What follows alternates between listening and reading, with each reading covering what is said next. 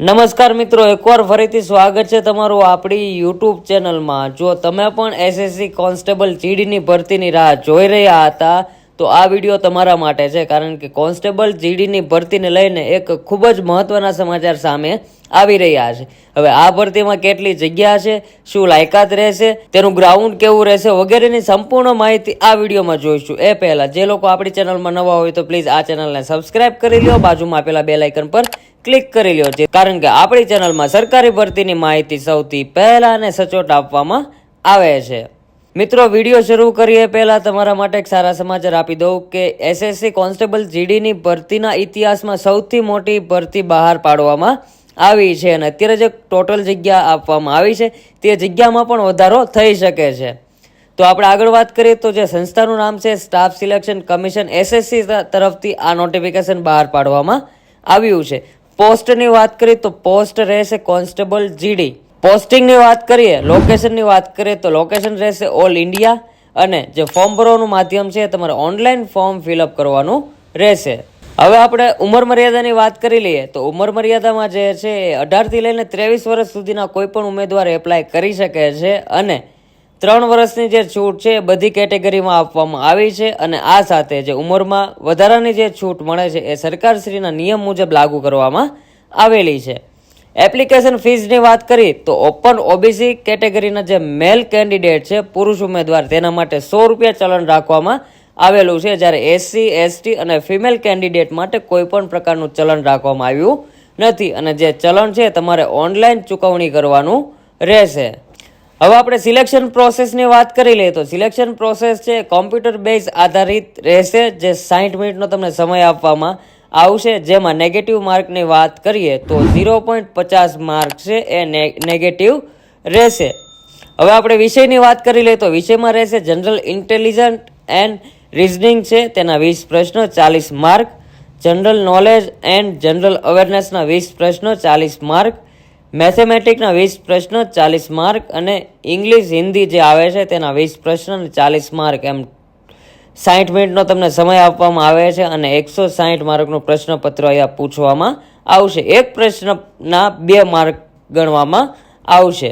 હવે આપણે ફિઝિકલની વાત કરી લઈએ તો ફિઝિકલમાં જે છે હાઇટમાં વાત કરીએ તો ઓપન ઓબીસી અને એસસી કેટેગરીના જે મેલ ઉમેદવાર છે તેના માટે 170 સેન્ટીમીટર હાઇટ રાખવામાં આવી છે, જ્યારે ફિમેલ માટે 157 સેન્ટીમીટર છે, જ્યારે એસટી કેટેગરીના મેલ ઉમેદવાર છે તેના માટે 162.5 સેન્ટીમીટર હાઇટ રાખવામાં આવી છે અને ફિમેલ કેન્ડિડેટ જે એસટી કેટેગરીમાં આવે છે તેને 150 સેન્ટીમીટરની હાઇટ રાખવામાં આવેલી છે। જ્યારે ચેસ્ટની વાત કરીએ, છાતીની, તો એમાં ઓપન ઓબીસી અને એસસી કેટેગરીના જે મેલ ઉમેદવાર છે તેના માટે મિનિમમ 80 સેન્ટીમીટરની છાતી રાખવામાં આવી છે અને 5 સેન્ટીમીટર છે એ ફૂલાવવાનું રહેશે। જ્યારે એસટી કેટેગરીના મેલ ઉમેદવાર છે તેના માટે છાતીની વાત કરી લઈ તો 76 સેન્ટીમીટરથી લઈને 5 સેન્ટીમીટર ફૂલાવીને 81 સેન્ટીમીટર છાતી કરવાની રહેશે। હવે આપણે રનિંગની વાત કરી લઈએ તો રનિંગ જે છે એ મેલ કેન્ડિડેટ માટે 5 કિલોમીટર છે એ 24 મિનિટમાં કમ્પ્લીટ કરવાનું રહેશે, જ્યારે ફિમેલ કેન્ડિડેટ માટે 1600 મીટર છે એ 8.30 સેકન્ડમાં એટલે કે 8.5 મિનિટમાં કમ્પ્લીટ કરવાનું રહેશે।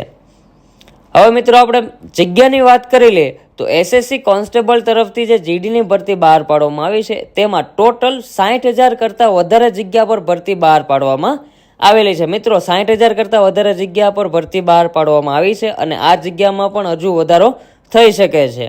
હવે મેલ અને ફિમેલ માટે કેટલી જગ્યા બહાર પાડવામાં આવી છે, જ્યારે પોસ્ટની વાત કરીએ તો BSF, CISF, CRPF, SSB, ITBP, AR, Assam rifle, SSF વગેરે પોસ્ટમાં કેટેગરી વાઇઝ કેટલી જગ્યા રાખવામાં આવી છે તે હજુ સુધી જણાવવામાં આવ્યું નથી, એ ટૂંક સમયમાં તમને જણાવવામાં આવશે।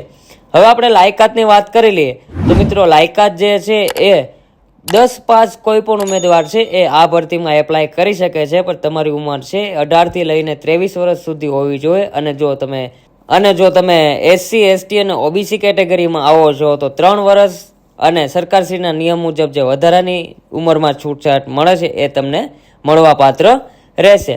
હવે આપણે મહત્વની તારીખની વાત કરી લઈએ તો ફોર્મ ભરવાની જે તારીખ છે 27 ઓગસ્ટ 2024 થી ફોર્મ ભરવાના શરૂ થશે. મિત્રો ખાસ નોટ કરી લેજો, 27 ઓગસ્ટ 2024 થી ફોર્મ ભરવાના શરૂ થશે અને ફોર્મ ભરવાની જે છેલ્લી તારીખ છે એ 5/10/2024 સુધીમાં તમારે ઓનલાઈન ફોર્મ ફિલઅપ કરી આપવાના રહેશે.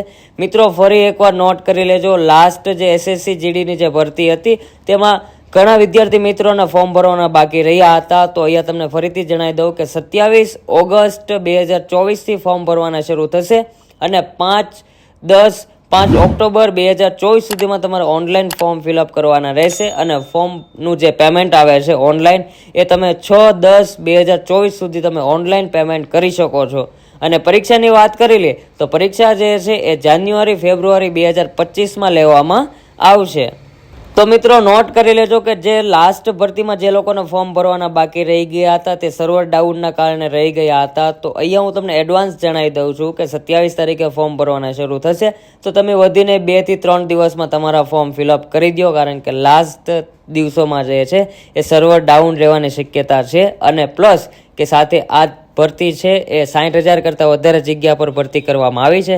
તો તેમ પણ વેબસાઇટ ઉપર ટ્રાફિક વધારે હોવાના કારણે સર્વર ડાઉન રહેવાની શક્યતા રહેશે. તો તમે સમયસર તમારું ફોર્મ ફિલઅપ કરી દો. અને SSC GDની જે આ ઓગસ્ટવાળી જે ભરતી છે તેની વધારાની માહિતી મળશે તો હું તમને વિડીયો દ્વારા આપણી ચેનલમાં અપલોડ કરી દઈશ, તો ત્યાંથી તમે માહિતી મેળવી શકો છો.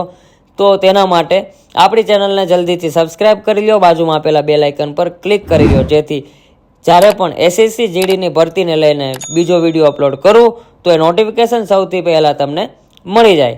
એ સાથે મળીએ નેક્સ્ટ વિડીયોમાં. જય હિન્દ, જય ભારત.